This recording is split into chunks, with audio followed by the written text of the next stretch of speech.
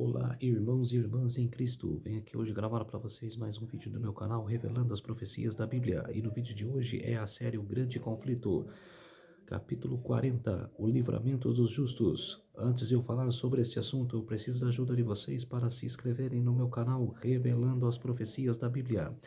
Deixe seu like, ative os sininhos de notificações para receberem o meu vídeo. Compartilhe com o maior número de pessoas que vocês puderem o conteúdo do meu canal. Preciso da ajuda de vocês.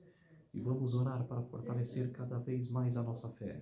Querido Deus e Pai, muito obrigado por esses minutos e segundos que o Senhor estará comigo. Faça-me de mim o seu servo. Neste dia maravilhoso do Senhor, o sábado do Senhor que começou ontem ao pôr do sol e termina hoje ao pôr do sol, 24 horas de adoração e louvor. Por isso, meu Deus, muito obrigado. Tudo isso agradeço e oro em nome do meu Salvador Jesus Cristo. Amém. Então vamos lá, povo de Deus, fique com o áudio do número 40, Livramento dos Justos. Boa lição. Capítulo 40. O livramento dos justos. Quando a proteção das leis humanas for retirada dos que honram a lei de Deus, haverá nos diferentes países um movimento simultâneo com o fim de destruí-los. Aproximando-se o tempo indicado no decreto, o povo conspirará para desarraigar a odiada seita. Resolver-se-á dar em uma noite um golpe decisivo que faça silenciar por completo a voz do dissentimento e reprovação.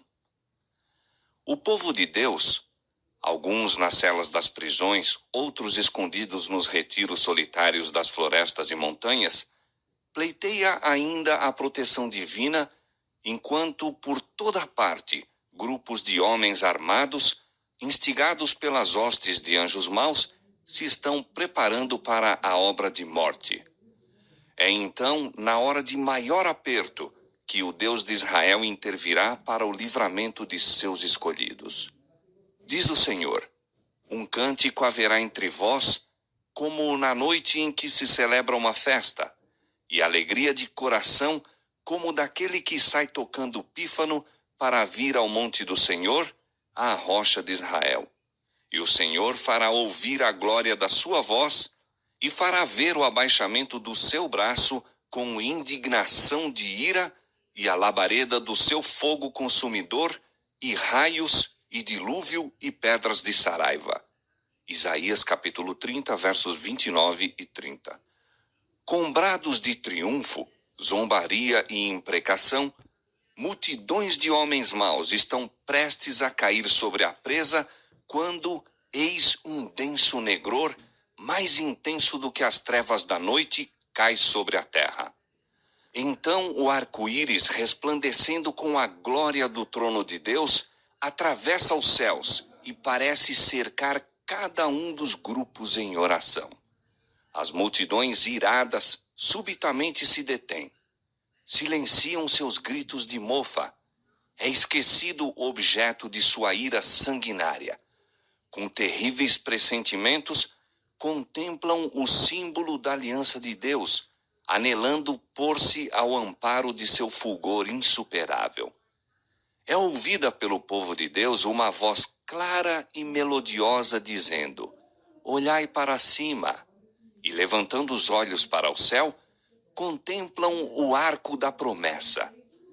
As nuvens negras, ameaçadoras que cobriam o firmamento, se fendem, e como Estevão, olham fixamente para o céu e veem a glória de Deus e o Filho do Homem sentado sobre o seu trono.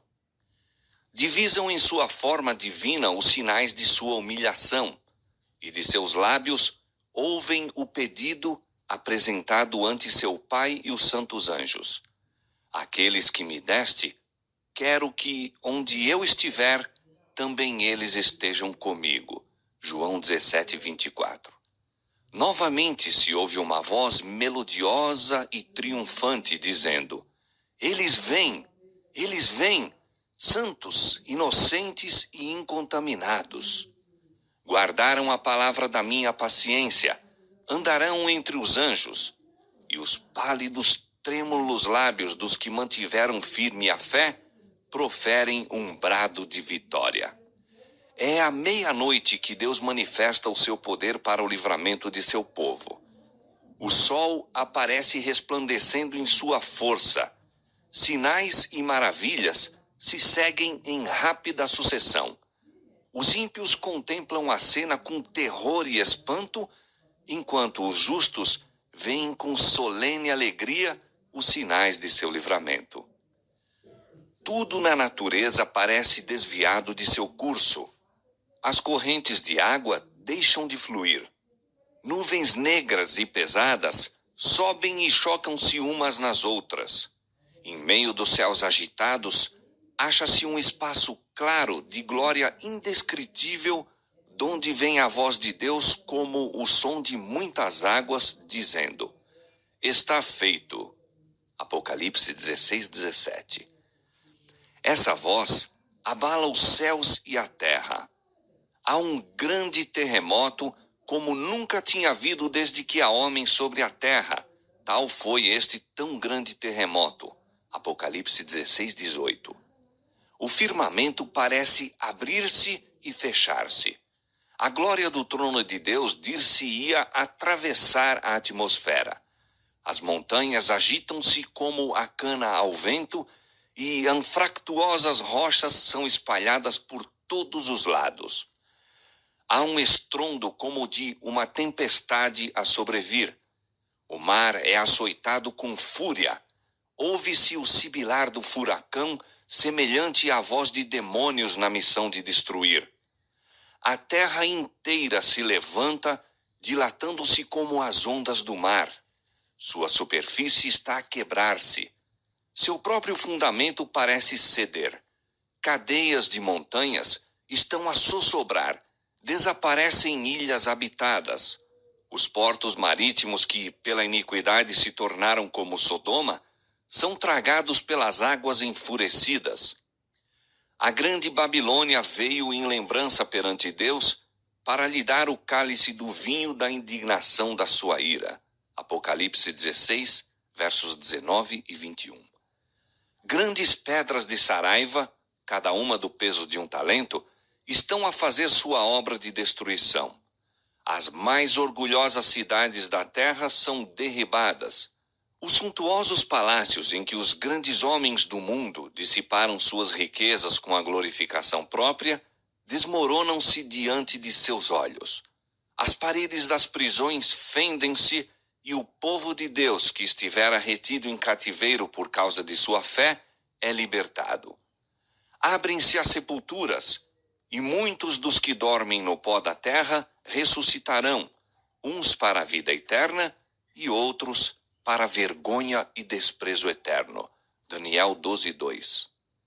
Todos os que morreram na fé da mensagem do terceiro anjo saem do túmulo glorificados para ouvirem o concerto de paz estabelecido por Deus com os que guardam a sua lei. Os mesmos que o transpassaram, Apocalipse 1:7, os que zombaram e escarneceram da agonia de Cristo, e os mais acérrimos inimigos de sua verdade e povo, ressuscitam para contemplá-lo em sua glória e ver a honra conferida aos fiéis e obedientes. Densas nuvens ainda cobrem o céu. Contudo, o sol de quando em quando irrompe, aparecendo como o olhar vingador de Jeová. Relâmpagos terríveis estalam dos céus, envolvendo a terra num lençol de chamas. Por sobre o estrondo medonho do trovão, vozes misteriosas e terríveis declaram a sorte dos ímpios. As palavras proferidas não são compreendidas por todos. Entendem-nas, porém, distintamente os falsos ensinadores. Os que pouco antes eram tão descuidados, tão jactanciosos e desafiadores, tão exultantes em sua crueldade para com o povo de Deus, observador dos mandamentos, acham-se agora vencidos pela consternação e a estremecer de medo. Ouve-se o seu pranto acima do som dos elementos. Demônios reconhecem a divindade de Cristo e tremem diante de seu poder, enquanto homens estão suplicando misericórdia e rastejando em abjeto terror. Disseram os profetas da antiguidade, ao contemplarem em santa visão o dia de Deus: Uivai, porque o dia do Senhor está perto, vendo o Todo-Poderoso como assolação. Isaías 13:6. Entra nas rochas e esconde-te no pó da presença espantosa do Senhor e da glória da sua majestade.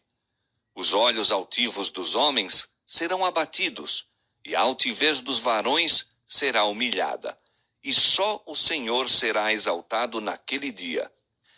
Porque o dia do Senhor dos Exércitos será contra todo soberbo e altivo, e contra todo o que se exalta, para que seja abatido.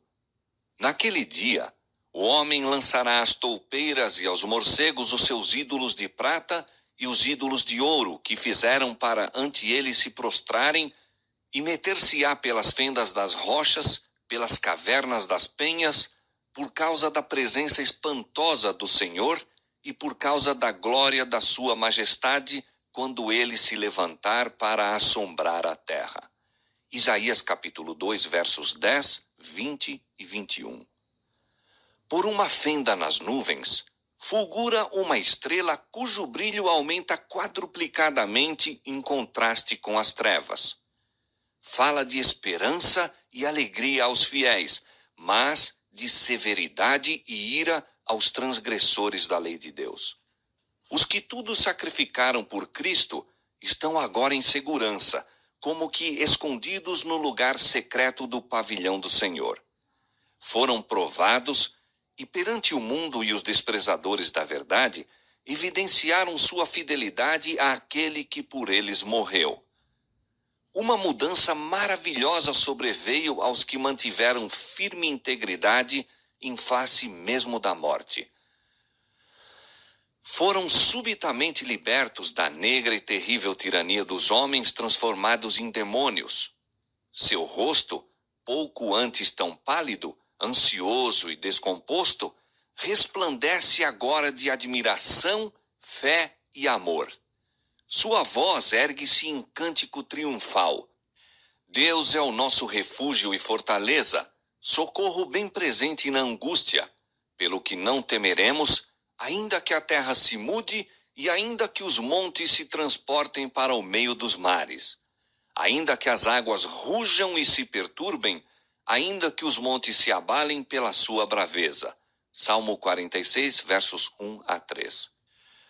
Enquanto estas palavras de santa confiança ascendem a Deus, as nuvens recuam e se veem os constelados céus, indescritivelmente gloriosos em contraste com o firmamento negro e carregado de cada lado. A glória da cidade celestial emana de suas portas entreabertas. Aparece então, de encontro ao céu, uma mão segurando duas tábuas de pedra, dobradas uma sobre a outra. Diz o profeta: os céus anunciarão a sua justiça, pois Deus mesmo é o juiz. Salmo 50, verso 6. Aquela santa lei, a justiça de Deus, que por entre trovões e chamas foi do Sinai proclamada como guia da vida, revela-se agora aos homens como a regra do juízo. A mão abre as tábuas e vêem-se os preceitos do decálogo, como que traçados com pena de fogo. As palavras são tão claras que todos as podem ler. Desperta-se a memória, varrem-se de todas as mentes as trevas da superstição e heresia, e os 10 preceitos divinos, breves, compreensivos e autorizados, apresentam-se à vista de todos os habitantes da terra. É impossível descrever o horror e desespero dos que pisaram os santos mandamentos de Deus. O Senhor lhes deu sua lei. O Senhor lhes deu sua lei. Eles poderiam haver aferido seu caráter por ela e conhecido seus defeitos enquanto ainda havia oportunidade para arrependimento e correção. Mas, a fim de conseguir o favor do mundo, puseram de parte seus preceitos e ensinaram outros a transgredir. esforçaram-se por compelir o povo de Deus a profanar o seu sábado. Agora, são condenados por aquela lei que desprezaram. Com terrível clareza, veem que se acham sem desculpas. Escolheram a quem servir e adorar. Então vereis outra vez a diferença entre o justo e o ímpio, entre o que serve a Deus e o que o não serve. Malaquias capítulo 3, verso 18. Os inimigos da lei de Deus, desde o ministro até ao menor dentre eles, têm nova concepção da verdade e do dever. Demasiado tarde, veem que o sábado do quarto mandamento é o selo do Deus vivo. Tarde demais, veem a verdadeira natureza de seu sábado espúrio e o fundamento arenoso sobre o qual estiveram a construir. Acham que estiveram a combater contra Deus. Ensinadores religiosos conduziram almas à perdição, ao mesmo tempo que professavam guiá-las às portas do paraíso. Antes do dia do ajuste final de contas, não se conhecerá quão grande é a responsabilidade dos homens no mistério sagrado e quão terríveis são os resultados de sua infidelidade. Somente na eternidade poderemos com acerto avaliar a perda de uma única alma. Terrível será a condenação daquele a quem Deus disser: retira-te, mau servo.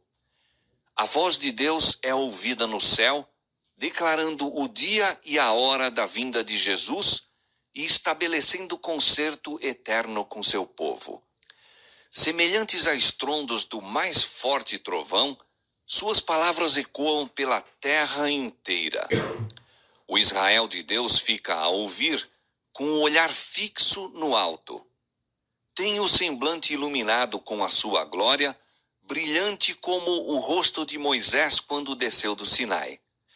Os ímpios não podem olhar para eles, e quando se pronuncia a bênção sobre os que honram a Deus, santificando o seu sábado, há uma grande aclamação de vitória. Surge logo no Oriente uma pequena nuvem negra, aproximadamente da metade do tamanho da mão de um homem. É a nuvem que rodeia o Salvador e que, à distância, parece estar envolta em trevas. O povo de Deus sabe ser esse o sinal do Filho do Homem. Em solene silêncio, fitam-na enquanto se aproxima da terra, mais e mais brilhante e gloriosa, até se tornar grande nuvem branca, mostrando na base uma glória semelhante ao fogo consumidor e encimada pelo arco-íris do concerto. Jesus, na nuvem, avança como poderoso vencedor. Agora, não como homem de dores para sorver o amargo cálice da ignomínia e miséria, vem ele vitorioso no céu e na terra para julgar os vivos e os mortos. Fiel e verdadeiro, ele julga e peleja em justiça. E seguiram-no os exércitos do céu. Apocalipse capítulo 19, versos 11 e 14. Com antífonas de melodia celestial, os santos anjos em vasta e inumerável multidão acompanham-no em seu avanço. O firmamento parece repleto de formas radiantes, milhares de milhares, milhões de milhões. Nenhuma pena humana pode descrever esta cena, mente alguma mortal é apta para conceber seu esplendor. A sua glória cobriu os céus e a terra encheu-se do seu louvor, e o seu resplendor era como a luz. Abacuque capítulo 3, versos 3 e 4. Aproximando-se ainda mais a nuvem viva, todos os olhos contemplam o príncipe da vida. Nenhuma coroa de espinhos agora desfigura a sagrada cabeça, mas um diadema de glória repousa sobre a santa fronte. O semblante divino irradia o fulgor deslumbrante do sol meridiano, e no vestido e na sua coxa tem escrito este nome: Rei dos Reis e Senhor dos Senhores. Apocalipse 19, 16. A sua presença se tem tornado macilentos todos os rostos. Sobre os que rejeitaram a misericórdia de Deus, cai o terror do desespero eterno. Derrete-se o coração e tremem os joelhos, e os rostos de todos eles empalidecem. Jeremias 30, verso 6. Jeremias capítulo 30, verso 6. Naum capítulo 2, verso 10. Os justos clamam a tremer. Quem poderá subsistir? Silencia o cântico dos anjos e há um tempo de terrível silêncio. Ouve-se então a voz de Jesus dizendo: a minha graça te basta.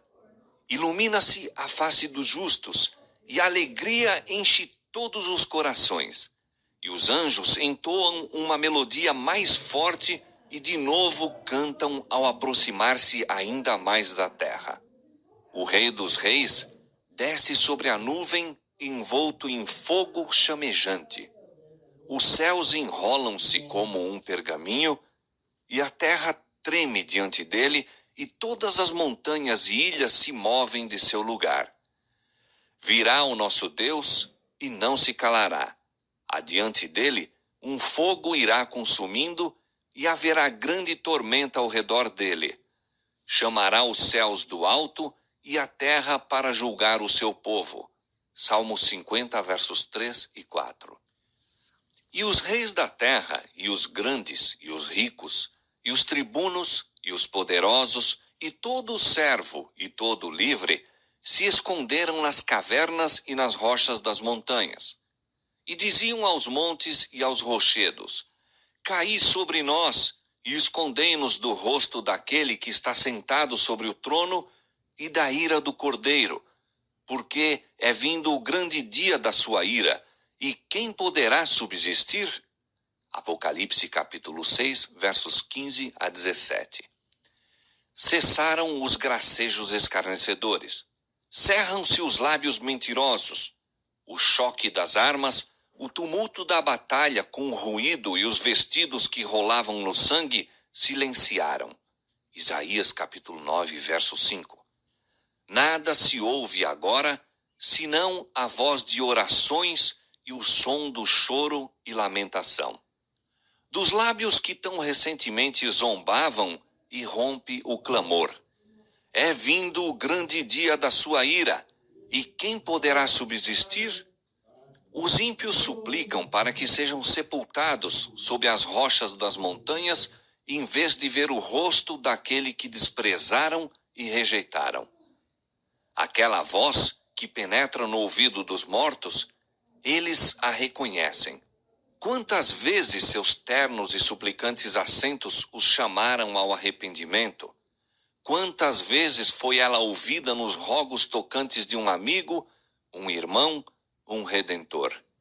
Para os que rejeitaram sua graça, nenhuma outra voz poderia ser tão cheia de censura, tão carregada de denúncias, como aquela que durante tanto tempo assim pleiteou. Convertei-vos dos vossos maus caminhos, pois por que razão morrereis? Ezequiel 33, 11. Quem dera para eles fosse a voz de um estranho. Diz Jesus: clamei e vós recusastes, porque estendi a minha mão e não houve quem desse atenção. Antes, rejeitastes todo o meu conselho e não quisestes a minha repreensão. Provérbios capítulo 1, versos 24 e 25. Aquela voz desperta memórias que eles desejariam ardentemente se desvanecessem. Advertências desprezadas, convites recusados, privilégios tidos em pouca conta. Ali estão os que zombaram de Cristo à sua humilhação. Com uma força penetrante, lhes ocorrem as palavras do sofredor, quando, conjurado pelo sumo sacerdote, declarou solenemente: vereis em breve o Filho do Homem, assentado à direita do poder e vindo sobre as nuvens do céu. Mateus 26, 64. Agora o contemplam em sua glória, e ainda o devem ver assentado à direita do poder. Os que escarneceram de sua declaração de ser ele o Filho de Deus, estão agora mudos. Ali está o altivo Herodes, que zombou de seu título real, mandando os soldados mofadores coroá-lo rei. Estão ali os mesmos homens que com mãos ímpias lhe colocaram sobre o corpo o manto de púrpura e sobre a fronte sagrada a coroa de espinhos, e na mão, que não opunha resistência, um simulacro de cetro, e diante dele se curvaram em zombaria blasfema. Os homens que bateram e cuspiram no príncipe da vida, agora se desviam de seu penetrante olhar, procurando fugir da subjugante glória de sua presença. Aqueles que introduziram os cravos através de suas mãos e pés, o soldado que lhe feriu o lado, contemplam esses sinais com terror e remorso. Com terrível precisão, sacerdotes e príncipes recordam-se dos acontecimentos do Calvário. Estremecendo de horror, lembram-se de como, meneando a cabeça em satânica alegria, exclamaram: salvou os outros e a si mesmo não pode salvar-se? Se é o rei de Israel, desça da cruz agora e creremos nele. Confiou em Deus, livre-o agora, se o ama. Mateus 27, 42 e 43. Vividamente relembram a parábola dos lavradores que se recusaram a entregar a seu senhor o fruto da vinha, maltrataram os seus servos e lhe mataram o filho. Lembram-se também da sentença que eles próprios pronunciaram: o senhor da vinha dará afrontosa morte aos maus. No pecado e castigo daqueles homens infiéis, veem os sacerdotes e anciãos seu próprio procedimento e sua própria justa condenação. E agora ergue-se um clamor de agonia mortal, mais alto do que o grito "Crucifica-o! Crucifica-o!", que repercutiu pelas ruas de Jerusalém. Reboa o pranto terrível, desesperado. Ele é o Filho de Deus. Ele é o verdadeiro Messias. Procuram fugir da presença do Rei dos Reis. Nas profundas cavernas da terra, fendida pela luta dos elementos, tentam debalde esconder-se. Na vida de todos os que rejeitam a verdade, há momentos em que a consciência desperta e que a memória apresenta a recordação torturante de uma vida de hipocrisia e a alma é acossada de vãos pesares. Mas que é isto ao ser comparado com o remorso daquele dia em que o temor vem como assolação, em que a perdição vem como tormenta? Provérbios 1:27. Os que desejariam destruir a Cristo e seu povo fiel testemunham agora a glória que sobre eles repousa. No meio de seu terror, ouvem a voz dos santos em alegres acordes, exclamando: eis que este é o nosso Deus, a quem aguardávamos, e ele nos salvará. Isaías 25:9. Por entre as vacilações da terra, o clarão do relâmpago e o ribombo do trovão, a voz do Filho de Deus chama os santos que dormem. Ele olha para a sepultura dos justos e, levantando as mãos para o céu, brada: despertai, despertai, despertai vós que dormis no pó e surgi. Por todo o comprimento e largura da terra, os mortos ouvirão aquela voz, e os que ouvirem viverão. E a terra inteira ressoará com o passar do exército extraordinariamente grande de toda nação, tribo, língua e povo. Do cárcere da morte vêm eles, revestido de glória imortal, clamando: onde está, ó morte, o teu aguilhão? Onde está, ó inferno, a tua vitória? 1 Coríntios 15:55. E os vivos justos e os santos ressuscitados unem as vozes em prolongada e jubilosa aclamação de vitória. Todos saem do túmulo com a mesma estatura que tinham quando ali entraram. Adão, que está em pé entre a multidão dos ressuscitados, é de grande altura e formas majestosas, de estatura pouco menor que o Filho de Deus.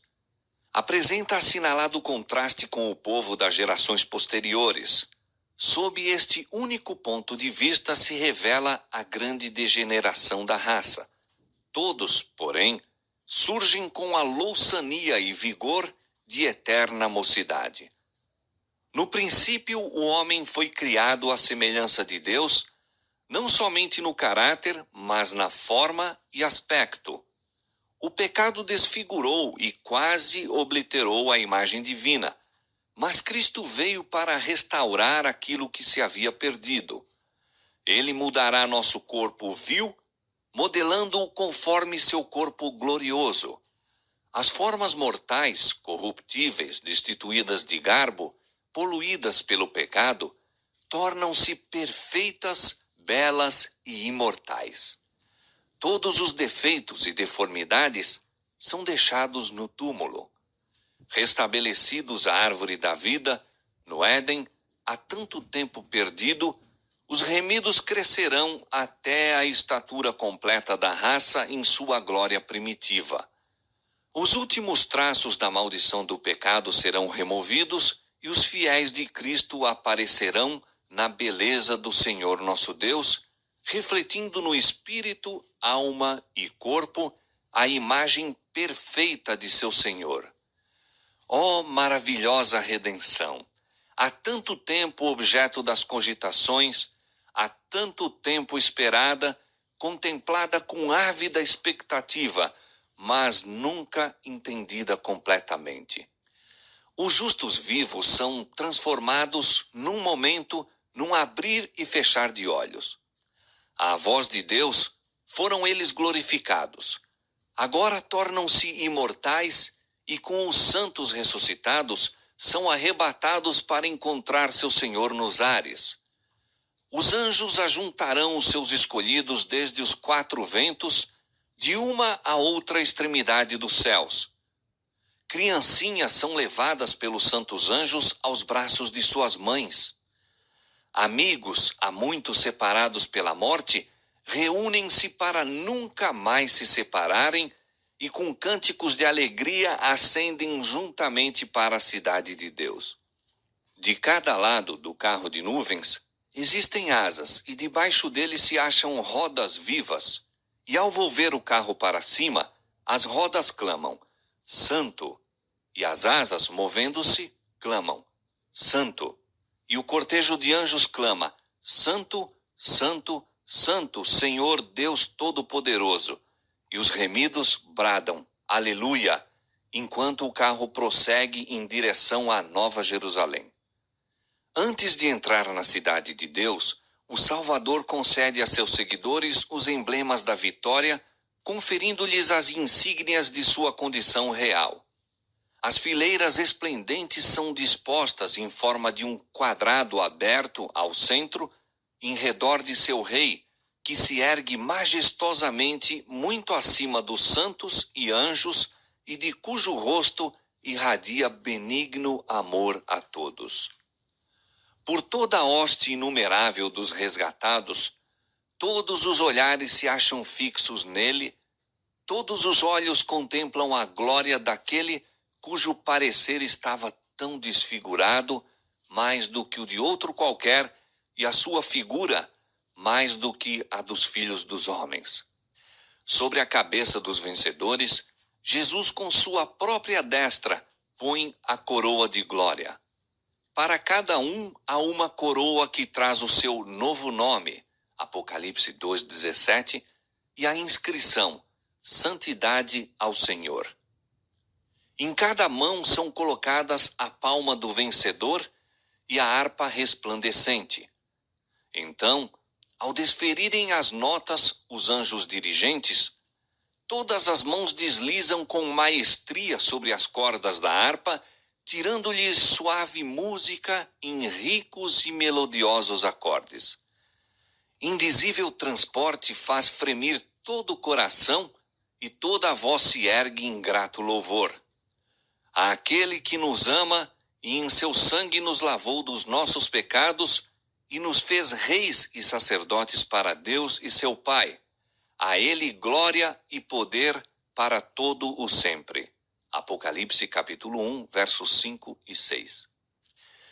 Diante da multidão de resgatados está a santa cidade. Jesus abre amplamente as portas de pérolas e as nações que observaram a verdade entram. Ali contemplam o paraíso de Deus, o lar de Adão em sua inocência. Então aquela voz, mais harmoniosa do que qualquer música que tenha soado já aos ouvidos mortais, é ouvida a dizer: vosso conflito está terminado. Vinde, benditos de meu Pai, possuí por herança o reino que vos está preparado desde a fundação do mundo. Cumpre-se então a oração do Salvador por seus discípulos. Aqueles que me deste, quero que, onde eu estiver, também eles estejam comigo. Irrepreensíveis com alegria perante a sua glória. Judas 24. Cristo os apresenta a seu Pai como a aquisição de seu sangue, declarando: eis-me aqui com os filhos que me deste. Guardei aqueles que me deste. Ó, maravilhas do amor que redime! Transportes daquela hora em que o infinito Pai, olhando para os resgatados, contemplar sua imagem, banida a discórdia do pecado, removida sua maldição, e o humano de novo em harmonia com o divino. Com indizível amor, Jesus dará as boas-vindas a seus fiéis para o gozo do teu Senhor. O gozo do Salvador consiste em ver, no reino de glória, as almas que foram salvas por sua agonia e humilhação. E os remidos serão participantes de sua alegria, vendo eles, entre os bem-aventurados, os que foram ganhos para Cristo por meio de suas orações, trabalhos e sacrifícios de amor.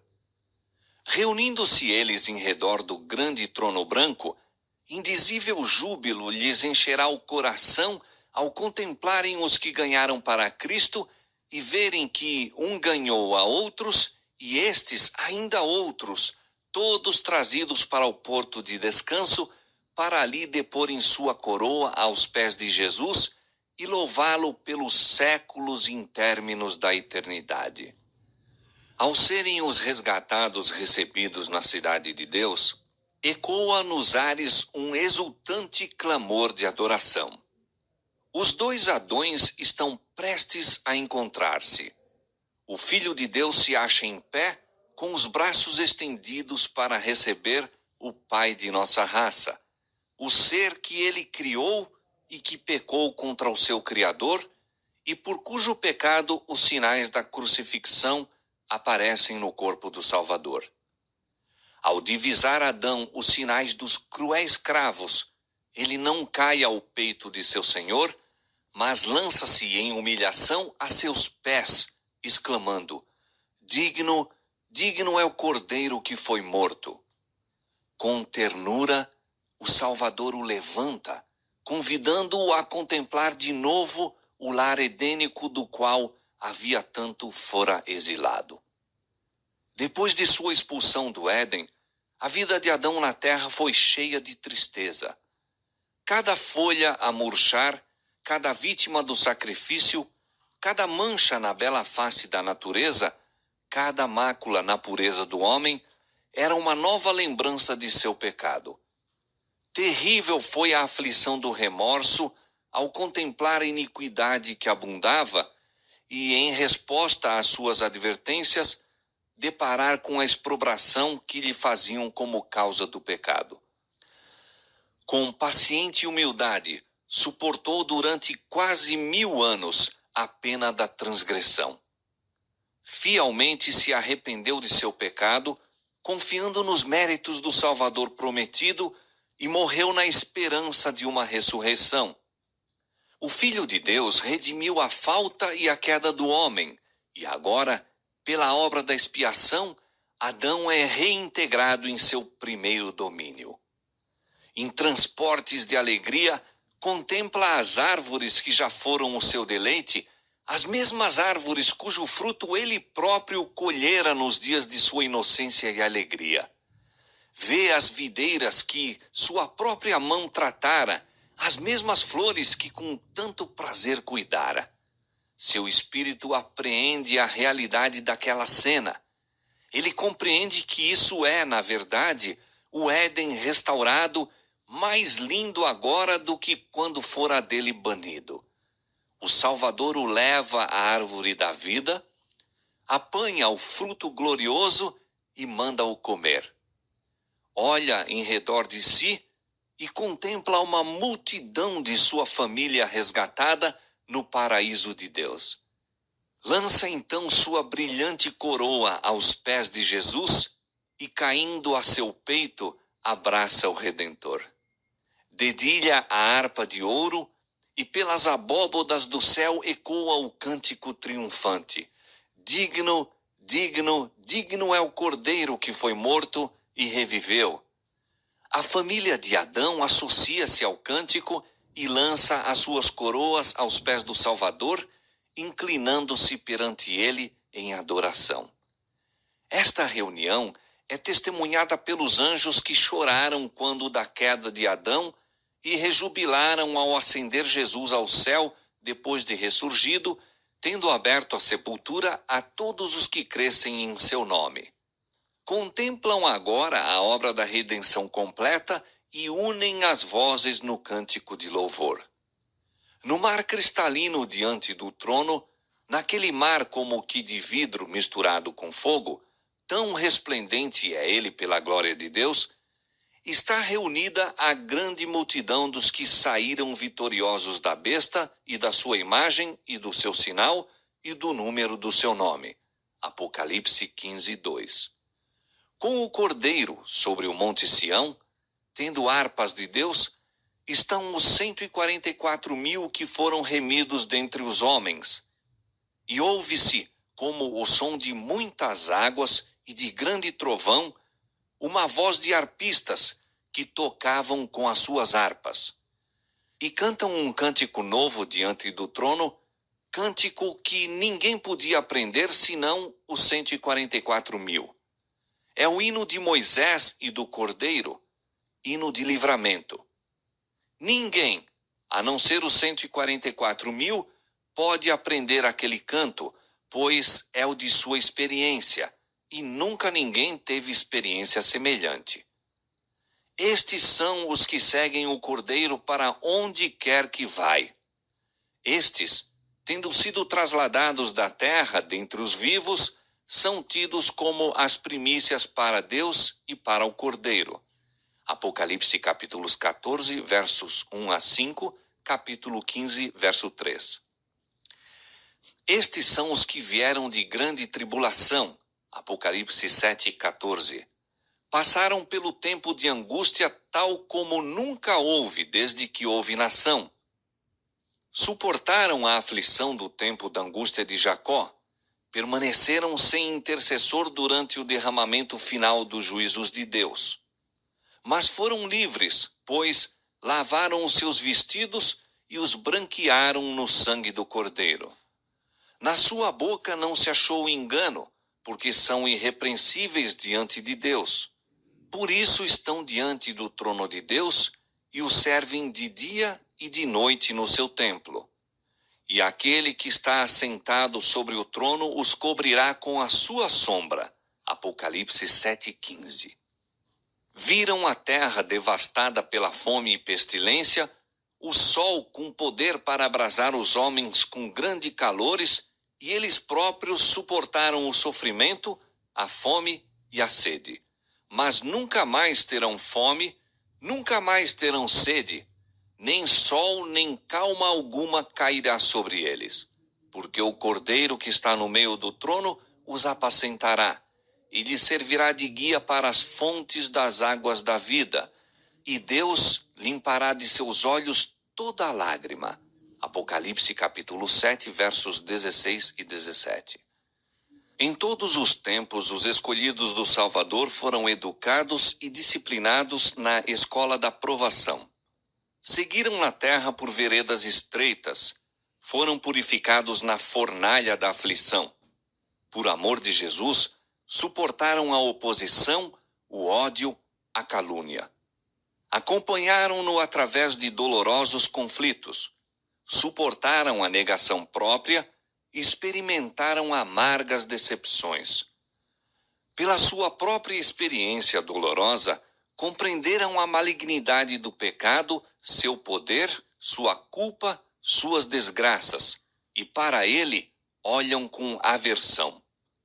Uma intuição do sacrifício infinito feito para reabilitá-los humilha-os à sua própria vista, enchendo-lhes o coração de gratidão e louvor que os que nunca decaíram não poderão apreciar. Muito amam, porque muito foram perdoados. Havendo participado dos sofrimentos de Cristo, estão aptos para serem co-participantes de sua glória. Os herdeiros de Deus vieram das águas furtadas, das choças, dos calabouços, dos cadafalsos, das montanhas, dos desertos, das covas da terra, das cavernas do mar. Na terra eram desamparados, aflitos e maltratados. Milhões desceram ao túmulo carregados de infâmia, porque firmemente se recusavam a render-se às enganosas pretensões de Satanás. Pelos tribunais humanos foram julgados como os mais vis dos criminosos. Mas agora, Deus mesmo é o juiz. Salmo 50, verso 6. Revogam-se agora as decisões da terra. Tirará o opróbrio do seu povo. Isaías 25, verso 8. Chamar-lhes-ão povo santo, remidos do Senhor. Ele determinou que se lhes dê ornamento por cinza, óleo de gozo por tristeza, vestido de louvor por espírito angustiado. Isaías capítulo 62, verso 12, capítulo 61, verso 3. Não mais são fracos, aflitos, dispersos e opressos. Doravante devem estar sempre com o Senhor. Acham-se diante do trono com vestes mais ricas do que já usaram os mais honrados da terra. Estão coroados com diademas mais gloriosos do que os que já foram colocados na fronte dos monarcas terrestres. Os dias de dores e prantos acabaram-se para sempre. O Rei da Glória enxugou as lágrimas de todos os rostos. Removeu-se toda a causa de pesar. Por entre o agitar dos ramos de palmeiras, derramam um cântico de louvor claro, suave e melodioso. Todas as vozes aprendem a harmonia até que reboa pelas abóbodas do céu a antífona. Salvação ao nosso Deus, que está sentado no trono, e ao Cordeiro. E todos os habitantes do céu assim respondem. Amém. Louvor e glória e sabedoria e ação de graças e honra e poder e força ao nosso Deus para todo o sempre. Apocalipse capítulo 7, versos 10 e 12. Nesta vida, podemos apenas começar a compreender o maravilhoso tema da redenção. Com nossa compreensão finita, podemos considerar muito encarecidamente a ignomínia e a glória, a vida e a morte, a justiça e a misericórdia que se encontraram na cruz. Todavia, com o máximo esforço de nossa faculdade mental, deixamos de aprender seu completo significado. O comprimento e a largura, a profundidade e a altura do amor que redime não são, senão palidamente compreendidos. O plano da redenção não será amplamente penetrado, mesmo quando os resgatados virem assim como eles são vistos e conhecerem como são conhecidos. Antes, através das eras eternas, novas verdades desdobrar-se-ão de contínuo à mente cheia de admiração e deleite. Posto que os pesares, dores e tentações da terra estejam terminados, e removidas suas causas, sempre terá o povo de Deus um conhecimento distinto, inteligente do que custou a sua salvação. A cruz de Cristo será a ciência e cântico dos remidos por toda a eternidade. Em Cristo glorificado, eles contemplarão Cristo crucificado.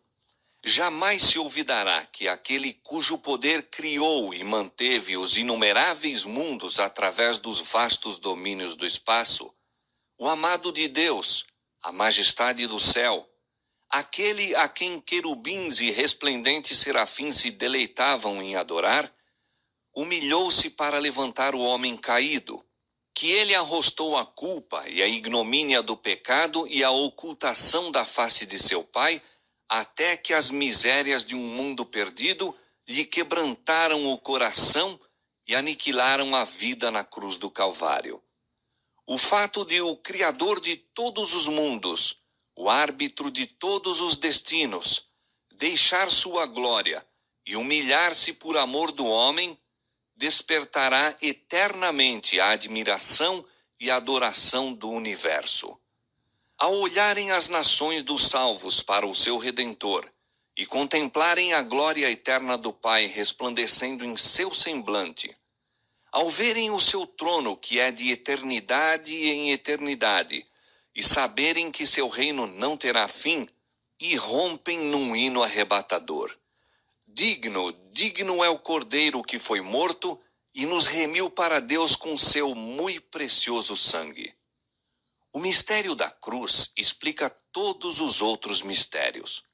À luz que emana do Calvário, os atributos de Deus que nos encheram de temor e pavor aparecem belos e atraentes. Misericórdia, ternura e amor paternal são vistos a confundir-se com santidade, justiça e poder. Enquanto contemplamos a majestade de seu trono alto e sublime, vemos seu caráter em suas manifestações de misericórdia e compreendemos como nunca dantes a significação daquele título enternecedor, Pai Nosso. Enquanto contemplamos a majestade de seu trono alto e sublime, vemos seu caráter em suas manifestações de misericórdia e compreendemos como nunca dantes a significação daquele título enternecedor, Pai Nosso. Ver-se-á que aquele que é infinito em sabedoria não poderia idear plano algum para nos redimir, a não ser o sacrifício de seu Filho. A compensação desse sacrifício é a alegria de povoar a terra com seres resgatados, santos, felizes e imortais. O resultado do conflito do Salvador com os poderes das trevas é a alegria para os remidos, redundando para a glória de Deus por toda a eternidade. E tal é o valor de cada alma que o Pai está satisfeito com o preço pago, e o próprio Cristo, contemplando os frutos de seu grande sacrifício, exulta também.